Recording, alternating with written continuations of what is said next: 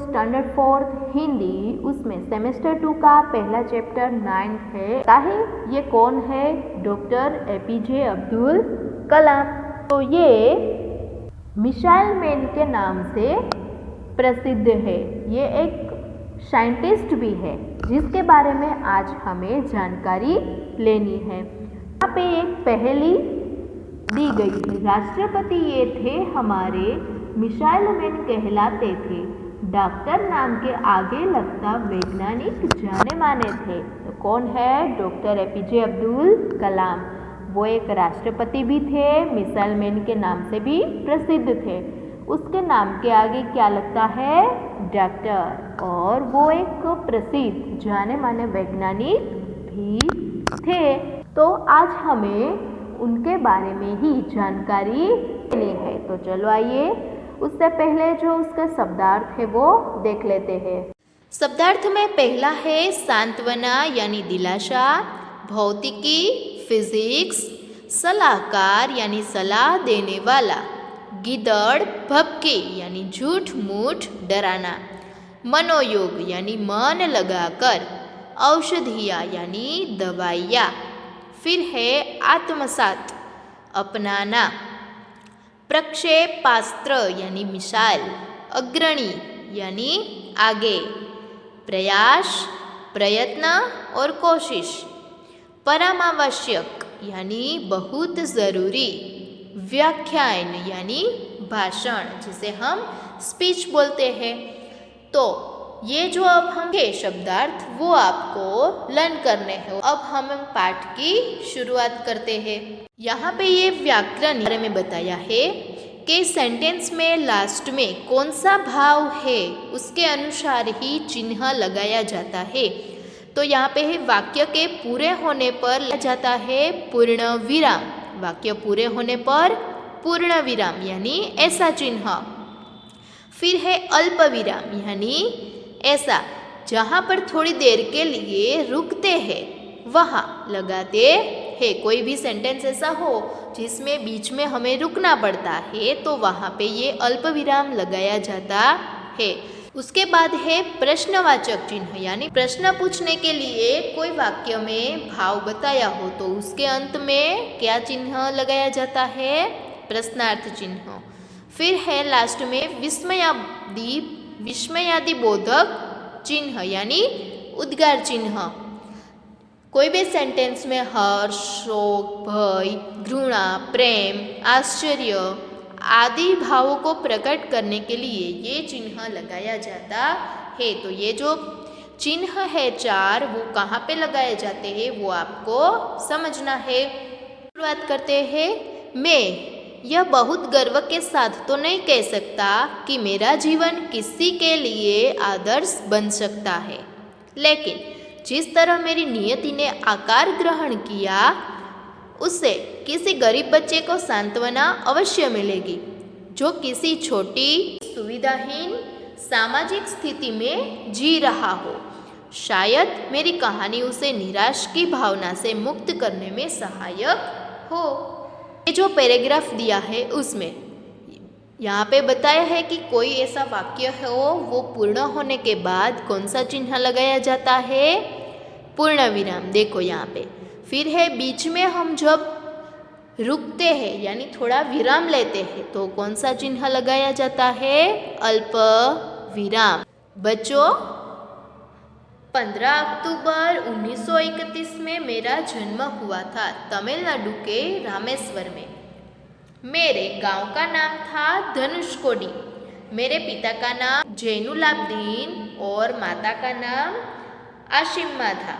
मेरा पूरा नाम अबुल पाकीर जैनुलाब्दीन अब्दुल कलाम है।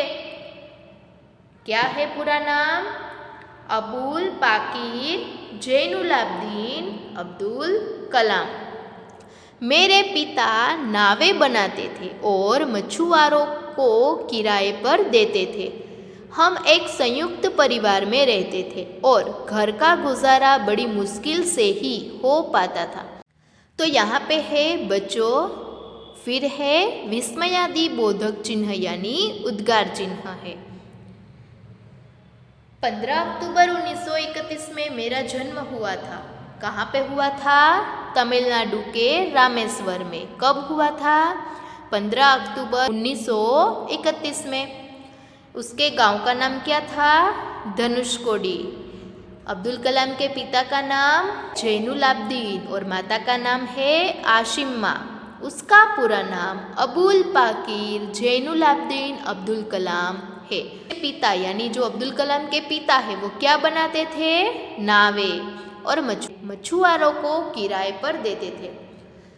हम सब एक संयुक्त परिवार में रहते थे यानी जॉइंट फैमिली में रहते थे और घर का गुजारा है वो बड़ी मुश्किल से ही हो पाता था। मेरे पिताजी की लगन, उनके ऊंचे विचारों और उनकी कर्मठता ने मुझे प्रारंभ से ही अत्यधिक प्रभावित किया और अपने व्यक्तित्व में ये गुण मैंने आत्मसात भी किए। आत्मसात करना यानी अपनाना।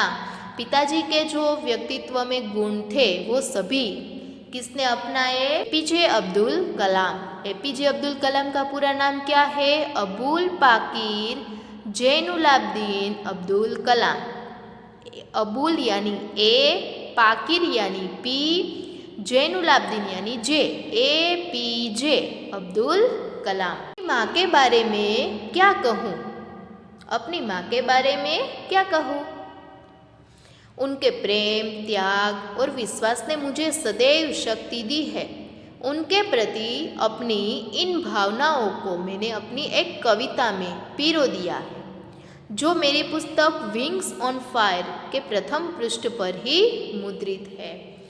अब एपीजे अब्दुल कलाम है वो उसकी माँ के बारे में बताते हैं कि उसकी जितनी भी तारीफ की जाए वो कम है। उसने उसकी जो भावनाएं है वो उसकी एक कविता है। पुस्तक का नाम है विंग्स ऑन फायर। उसके प्रथम पृष्ठ यानी पेज पर ही उसने मुद्रित की है यानी लिखा गया है।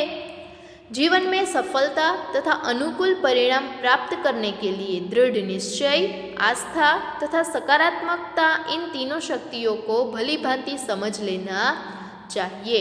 हमें जीवन में कोई भी कार्य में, कोई भी क्षेत्र में सफल होने के लिए किन तीन चीज़ों को, किन तीन शक्तियों को समझ लेना है? तो है दृढ़ निश्चय, आस्था और सकारात्मकता। निश्चय यानी काम करने की लगन और उसके प्रति आस्था यानी मन लगाकर काम करना। उपयुक्त पंक्तियां में मेरे शिक्षक इयादुराई सोलोमन ने मुझसे कही थी। ये जो बात है वो किसने बताई थी? एपीजे अब्दुल कलाम के जो शिक्षक है इयादुराई सोलोमन, उसने बताई थी। 5 वर्ष की आयु में मैंने पंचायत प्राथमिक विद्यालय रामेश्वरम से अपनी शिक्षा दीक्षा आरंभ की। कई बार ऐसी आर्थिक कठिनाइयाँ भी सामने आई कि मुझे समाचार पत्र बेचने का काम भी करना पड़ा। 1998 ने मद्रास इंस्टीट्यूट ऑफ टेक्नोलॉजी से अंतरिक्ष विज्ञान में स्नातक की पढ़ाई पूरी की। मुझे भौतिकी से बहुत प्रेम था और मैं एक पायलट बनना चाहता था। लड़ाकू विमान उड़ाना चाहता था। मैंने उसकी परीक्षा भी पास की, परंतु उन्हें 8 व्यक्तियों को ही चुनना था और मैं 9वें स्थान पर था। यहीं से मैंने अपनी दिशा बदल दी। अभी एपीजे अब्दुल कलाम है उसकी बात की गई है। भौतिकी यानी जो फिजिक्स होता है उसको वो बहुत अच्छा लगता था, उसमें उसको इंटरेस्ट था और उससे ही आगे उसमें ही वह बढ़कर आगे बढ़कर एक लड़ाकू विमान उड़ाकर एक अच्छे पायलट बनना चाहते थे, पर उसमें वह सफल न हुए। तभी से उसने अपनी दिशा है वो बदल दी है। जब तक आप अपना 100% योगदान नहीं देते हैं तब तक आप सफल नहीं हो सकते हैं और आपके द्वारा दिया गया 100% योगदान आपको कभी असफल नहीं होने देगा। तो यहाँ पे ये बताया है कि हम कोई भी कार्य करते हैं उसमें हम सफल नहीं होते हैं तो हमें 100% यानी हमें पूरी लगन से, पूरे मन से, हमें जी जान से काम करना चाहिए, तभी हम सफल हो सकते हैं। अगर हमें नहीं दिया तो हम असफल भी हो सकते हैं। 1962 में मैं भारतीय अंतरिक्ष अनुसंधान संगठन से जुड़ा और मैंने परियोजना महानिदेशक का पद संभाला। भारत का पहला स्वदेशी उपग्रह प्रक्षेपास्त्र SVL तृतीय बनाया। पृथ्वी और अग्नि जैसे प्रक्षेपास्त्र स्वदेशी तकनीक से बनाए। अपने देश को अंतर्राष्ट्रीय अंतरिक्ष क्लब का सदस्य बनवाने का जो स्वप्न मैंने देखा था वह पूर्ण हुआ। पोखरण में परमाणु परीक्षण करके भारत ने परमाणु शक्ति संपन्न राष्ट्रों में अपनी जगह बनाई। अपने देश को सर्वशक्ति संपन्न बनाने का मेरा सपना पूरा हुआ। तो यहाँ पे ये बात बताई है कि APJ अब्दुल कलाम ने 1962 में कौन सा कार्य किया। तो ये किया कि स्वदेशी उपग्रह स्वदेशी तकनीक से मिसाइल बनाई है जिसका नाम है पृथ्वी और अग्नि। फिर है प्रक्षेपास्त्र SVL तृतीय, वह उपग्रह बनाया है। फिर है उसने अंतर्राष्ट्रीय अंतरिक्ष क्लब का सदस्य बनने का स्वप्न देखा था, वो भी उसका पूर्ण हुआ है। तो ये सर्वशक्ति संपन्न बनने का उसका जो सपना है वो यहाँ पे 1962 में पूर्ण होता है। देखो यहाँ पे ये एक प्रक्षेपास्त्र है, यानी एक मिसाइल दी गई है। ये एक मिसाइल यहाँ पे दी है। सपने वे नहीं होते जो आप नींद में देखते हैं, सपने तो वे होते हैं जो आपको नींद ही नहीं आने देते। देखो यहाँ पे ऐसे ऐसे अच्छे से जो सेंटेंस है वो दिए हैं जिससे हमें प्रेरणा मिलती है। तो यहाँ पे है हम जब सोते हैं तो नींद में हमें सपने आते हैं, तो वो सपने नहीं होते। सपने तो उसे बोलते हैं जो हमें उस पाने के लिए हमें नींद हमारी है वो उड़ा देते हैं। समय के साथ मेरी जिम्मेदारियां बढ़ी। पहले भारतीय रक्षा मंत्रालय में मुझे वैज्ञानिक सलाहकार बनाया गया।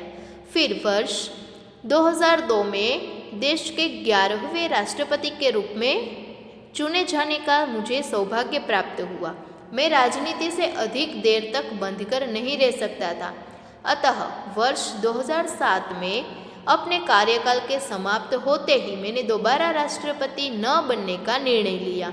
मैंने सदैव भारत को विश्व में अग्रणी बनने का स्वप्न देखा था और इसके लिए मैं सदैव दृढ़ प्रतिज्ञ भी रहा। अभी अब्दुल कलाम है वो दिन ब दिन अपनी जो कार्य क्षेत्र है उसमें सफलता प्राप्त करते हुए आगे ही बढ़ते जा रहे थे। फिर वो एक के बाद एक जो उसका सपना था वो पूर्ण होने लगा। वो पहले वैज्ञानिक सलाहकार बने, फिर उसके बाद 2002 में वो 11वें राष्ट्रपति के रूप में चुने गए। फिर 2007 में उसका कार्यकाल जब समाप्त हुआ तो उसने दोबारा राष्ट्रपति न बनने का निर्णय लिया और उसका जो अग्रणी बनने का स्वप्न देखा था वो सदैव दृढ़ प्रतिज्ञ भी रहा है। आपको पता होना चाहिए कि आत्मसम्मान हमेशा आत्मनिर्भरता के साथ जुड़ा होता है। पता होना चाहिए कि हमारा जो सम्मान है वो हमेशा हमारे जो आत्मनिर्भरता है, हम दूसरों पर निर्भर नहीं होकर बल्कि हम अपने आप अपने पैर पर खड़ा होकर कोई भी कार्य है वो करें तो वो हमारा आत्मसम्मान भी बढ़ता है। तो वो दोनों जुड़े होते हैं, दोनों एक सिक्के की दो बाजुएं हैं। मैं भारत को हमेशा आत्मनिर्भर देखने का इच्छुक रहा हूँ। आज हम शक्ति संपन्न है तो लोग हमें गिदड़ भभकिया देकर डरा नहीं सकते। हमारी ठोस उपलब्धियाँ ही हमारी पहचान है, इसलिए जो हमें चाहिए उसके लिए प्रतीक्षा मत करो, संघर्ष करो, क्योंकि प्रतीक्षा करने वालों को तो उतना ही हिस्सा मिलता है जितना हिस्सा संघर्ष करने वाले छोड़ देते हैं। अगर आप पढ़ाई करने में कमज़ोर हो अथवा लोग ऐसा समझते हो तो भी हार न मानो, हर तरह से प्रयास करो। यह भी संभव है कि किसी अन्य क्षेत्र में लगने योग्य बेहतरीन दिमाग तुम्हारे पास हो। एपीजे अब्दुल कलाम है वो क्या चाहते थे कि हमारा जो भारत देश है वो आत्मनिर्भर रहे, वो दूसरों पर निर्भर न रहे, दूसरे देश पर निर्भर न रहे। आज उसमें ऐसी शक्ति भी है तो लोग हैं वो गिदड़ भभकिया देकर यानी झूठ मूठ की धमकियाँ देकर डरा नहीं सकते। तो लोग हैं वो झूठ मूठ की धमकियाँ देकर उसको हम सबको डरा नहीं सकते। और हमारे कार्य के लिए हमें जितना भी संघर्ष करना चाहिए वो संघर्ष करके हम खुद अपना जो स्थान है वो उस क्षेत्र में हम बना सकते हैं। हम कभी हार नहीं मानते और हमें हमेशा प्रयास करके ही हर एक क्षेत्र में अपना दिमाग लगाकर वो कार्य में हमें बेहतरीन बना सकता है। तो यहाँ पे ये बताया है कि हम कोई एक क्षेत्र में कमज़ोर हो तो हमें निराश नहीं होना है, चाहे हमारे पास दूसरी शक्ति भी हो कि हम दूसरे क्षेत्र में भी आगे बढ़ सके और हमारा दिमाग है वो वहाँ पे अच्छी तरह से काम करे और हम एक अग्रणी व्यक्ति बनने का जो हमारा सपना है वो पूरा कर सकते हैं। एक अच्छी किताब 100 अच्छे दोस्तों के बराबर होती है। हमें हमेशा पुस्तकों को ही अपना मित्र बनाना चाहिए, यानी हमें सदाई किताब पुस्तकें पढ़ती रहनी चाहिए, उससे हमें कुछ ना कुछ तो सीख मिलती ही है। इसीलिए बताया है कि वह अच्छे दोस्तों के बराबर है। डॉक्टर एपीजे अब्दुल कलाम ये है। मैं भी आपके लिए अपनी अगली पीढ़ियों के लिए ऐसी किताबें लिखना चाहता था जो हमेशा के लिए प्रेरणादायक बन सके। मैंने इसके लिए प्रयास भी किया और अनेक पुस्तकें लिखी है, जैसे India 2020, a vision for the new millennium, my journey, ignited minds, unleashing the power with in India, wings of आदि। अपने देश भारत में मुझे बहुत मान सम्मान मिला है। मुझे भारत रत्न, पद्म विभूषण, पद्म भूषण जैसे कई सम्मान प्रदान किए गए। अनेकों विश्वविद्यालयों ने मुझे डॉक्टरेट की मानद उपाधि दी है। अब्दुल कलाम ने कौन कौन सी किताबें लिखकर भारत के लोगों को, भारत के नौजवानों को प्रेरणाएं दी है, उसके सब नाम लिखे हैं और उसका जो सम्मान है वो कौन कौन से अवार्ड देकर उसका सम्मान बढ़ाया है वो भी यहाँ पे है। भारत रत्न, पद्म विभूषण, पद्म भूषण जैसे कई सम्मान प्रदान किए गए हैं और विश्वविद्यालयों ने मुझे डॉक्टरेट की मानद उपाधि दी है। उपाधि यानी पदवी दी है। बच्चों, संगीत में मुझे विशेष रुचि है। मुझे कर्नाटक भक्ति संगीत सुनना बहुत अच्छा लगता है। कभी कभी वेनई वाद्य बजाता हूँ। बचपन से ही अपने देश की मिलीजुली संस्कृति से मुझे बहुत प्रेम रहा है।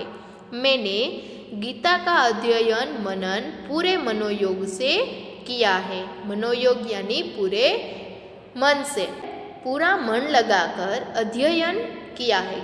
किसका? गीता का। हमारी जो धार्मिक पुस्तक है भगवत गीता, उसका अध्ययन भी किया है। बच्चों से अपने विचारों का आदान प्रदान करना मुझे सदैव भाता रहा है। एपीजे अब्दुल कलाम को जो छोटे बच्चे हैं वो बहुत पसंद थे। वो उससे बातचीत करते और उसके विचारों की आदान प्रदान भी करते हैं। मैं सभी भारतीयों से यही कहना चाहता हूँ कि आत्मविश्वास और कर्मठता हमारी असफलता को जड़ से मिटाने के लिए परमावश्यक औषधियाँ है। क्या है? आत्मविश्वास, हमारा जो कॉन्फिडेंस है वो, और कर्मठता यानी के प्रति हमारी जो लगन, हमारा मन लगाकर कार्य करना, वो हमारी असफलता होने की यानी हम सफलता ही पा सकते हैं उसकी दवाइयाँ है, परमावश्यक औषधियाँ है। असफलता को जड़ से मिटाने के लिए कौन सी औषधियाँ जरूरी है, परमावश्यक है? आत्मविश्वास और कर्मठता।